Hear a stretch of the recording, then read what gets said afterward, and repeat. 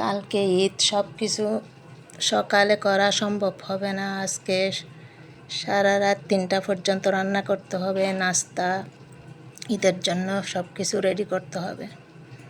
সকালে অনেক দেরি হয়ে যায়। এখন গরুর মাংস আমি এগুলো আগে থেকে 1 ঘন্টা আগে থেকে ম্যারিনেট করে রাখছি। টক দই, জিরা, আদা বাটা, রসুন বাটা সব কিছু দিয়ে এগুলা কালো ভুনা করব। মাশাআল্লাহ অনেক সুন্দর কালার আসছে এখন। আর আস্তে আস্তে আধ ঘন্টার ভিতর ঠিক হয়ে যায়, মাংসগুলো একটু ব্রাউন হয়ে আসবে।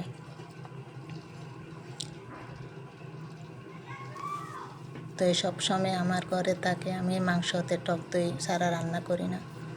আর এই টমেটোগুলো আমার ছাদের টবের ধরছে, এগুলো আমি সব শেষে দিয়ে দেব মাংসতে।